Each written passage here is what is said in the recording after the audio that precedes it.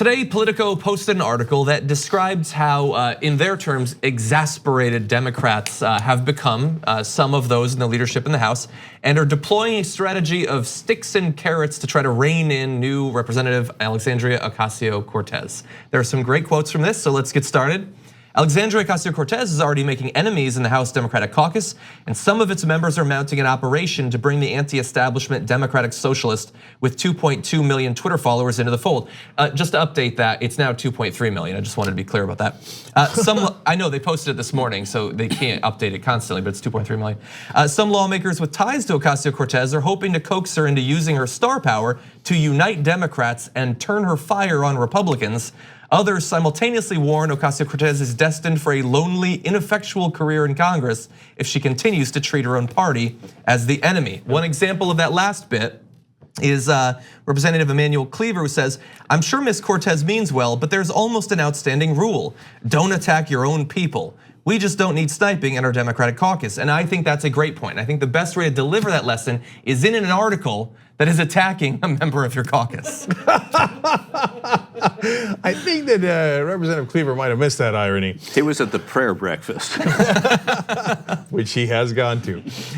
First of all, I love the destined for a lonely, ineffectual career in Congress. Meanwhile, they're like, we're so scared of her. She has 2.2 million Twitter followers, now 2.3. Okay, and she's too powerful and she's getting too much attention. What happened to lonely, ineffectual career in Congress? I got news for you. Here's what Politico isn't doing. Writing about lonely, ineffectual careers.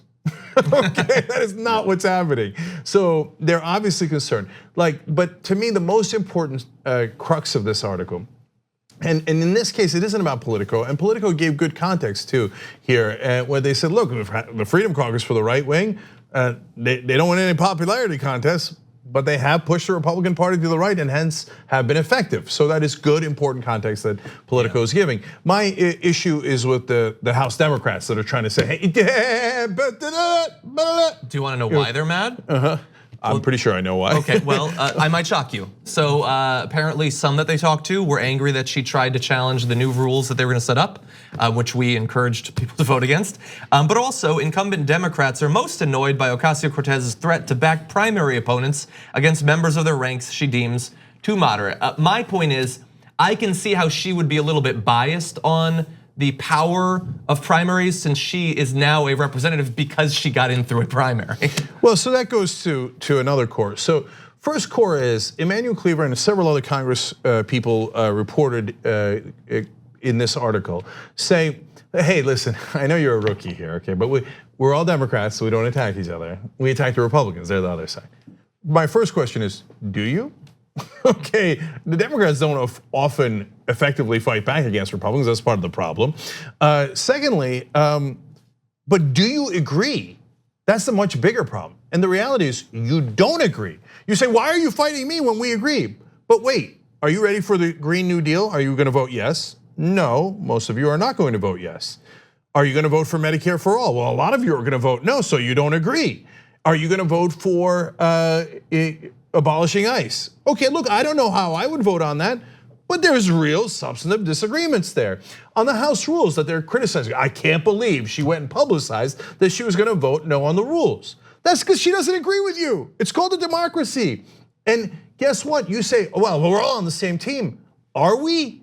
Because those House rules, the one that she objected to and Ro Khanna and Tulsi Gabbard objected to, said, hey, we gotta do pay-go, which means we got to raise taxes on people if you want to pay for Medicare for all, et cetera, which is going to make it much more politically difficult. So that's not a mistake. They know that. Nancy Pelosi, Democratic leadership, and everyone but 3 Democratic congresspeople all voted yes on a rule that progressives honestly hate. I'm not just saying that. You go read anywhere online. You read the comments under our videos on Twitter. Yeah, I can't find a progressive in favor of that rule, except for the overwhelming majority of the Democratic caucus. We don't agree. So don't pretend you're on our side when you just voted against us. So that context is massively important. And then secondly, on the issue of the primaries, how hypocritical would it be for Alexandria Ocasio-Cortez to defeat a Democratic incumbent in a primary, then turn around and go, I do declare I'm now in the club, so we shall not have any more primaries. and I shall support all incumbents who are wonderful Democrats. And even though we don't agree and we just voted in a way that we don't agree, I will now bow my head and say they are always right. Well, that would be preposterous. And that's what they're asking her to do. Yeah. Different take? I mean, no, slightly. I blame Politico more than I blame the Democrats here. Oh, that's interesting. If you walk all around Congress, I was there last week, and I spoke to, if there are 435 members, I mean it, I probably spoke to 150 of them, asking them questions about what was going on, how they were feeling. Democrats elated, Republicans realistic. And whenever I asked about Alexandria Ocasio-Cortez, I said, what was it like with Alexandria Ocasio-Cortez in the caucus? Every single one of them that I spoke to said, it's amazing, it's so exciting, it's so thrilling, there's this vibrancy, there's this vitality. If I were to have asked any of them off the record, does her being there do this, they're going to answer. So if you go in writing an article like this, exasperated Democrats, I could write it tomorrow. I could go to Congress and find that. I could also go to Congress. And so and I don't mean this as any disrespect to Emanuel Cleaver, but he's easy.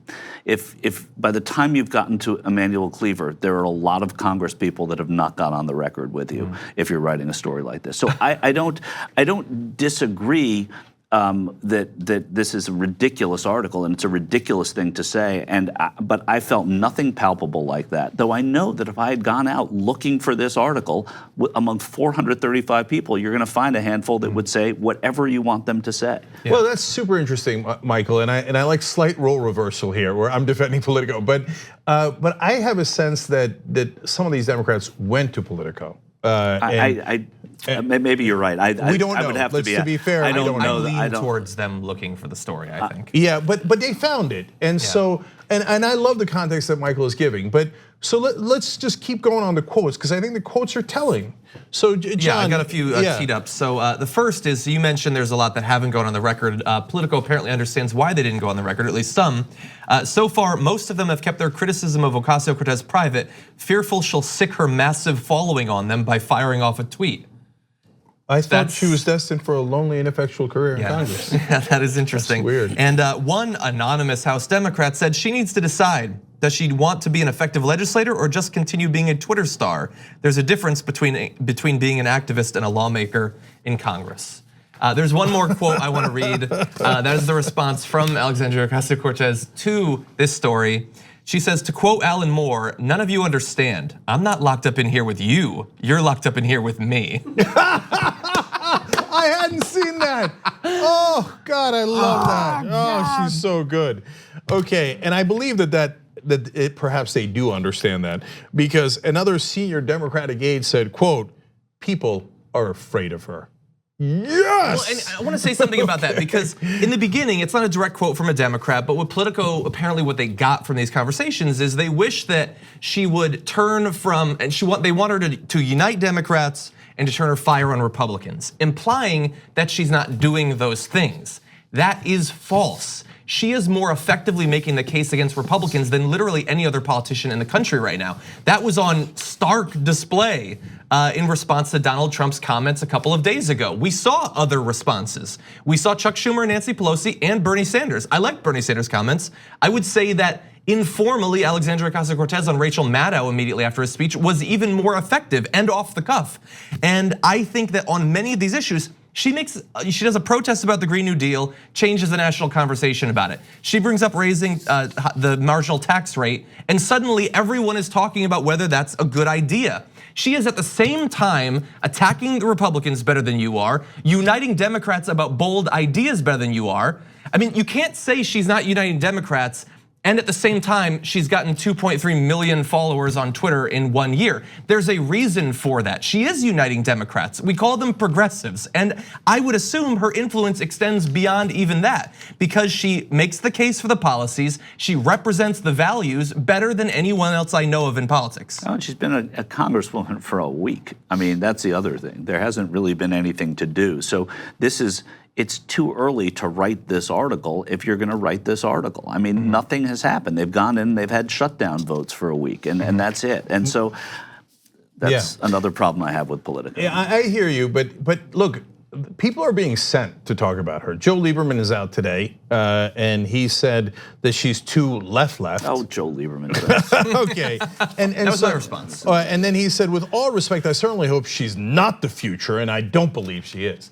Well, I have a pretty good case to make that the person who is not the future is Joe Lieberman. Okay, it's the pasture. Just really, I am not one of those people who thinks that social media is everything and the internet is everything. Twitter is wildly unrepresentative of the real world, that's true, but it is something. And I think that if he is going to come out with all of his baggage, policy-wise and politically wise, I mean, I'm from Connecticut, I know who Joe Lieberman is, okay? I know what he does in his interactions with progressives. If he's gonna say she's not the future, I know what the Democrats need to do, because he gave advice for how they should run in 2020.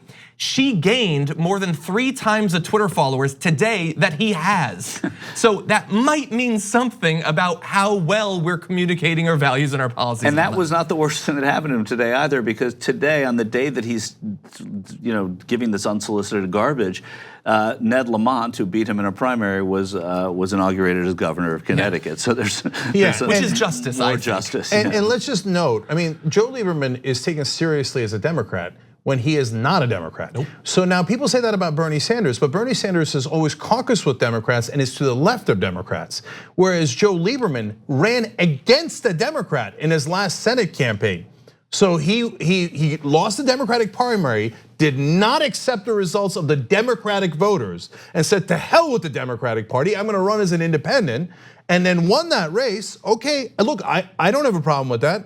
I believe in primaries, I believe in general elections, I believe in democracy. But don't come here telling me how good a Democrat you are. And then he came in and endorsed John McCain against Barack Obama in 2008. I don't think he's taken seriously as a Democrat. First of all, I don't think he's taken seriously, except by a very sort of middle of the road McCainite Republicans, and that's it. So I don't think he's taken seriously as a Democrat. I think he threw all that away with the McCain endorsement. So last things here, a couple of last quotes, because I just can't love them enough. Kurt Schrader, Democrat of Oregon, said, she's new here, feeling her way around. She doesn't understand how the place works yet. And I thought, oh, exactly. Thank God for that. Okay. Yeah, I would argue the people there never understood how it should work. Yeah, I mean, you guys understood it and did what? You understood it and did what? I don't know what you did. So I don't want to get into a whole thing of like, no, you don't understand how hard it was to pass Romney Care when we had overwhelming majorities. Okay, so I don't want her to learn the old ways. None of us want her to learn the old ways where you just sit on your ass and basically do nothing, and certainly don't fight for progressive priorities. And finally, Nydia Velázquez from Democrat of New York, she says she's reaching out to Ocasio-Cortez. They've talked, let's assume good intent here.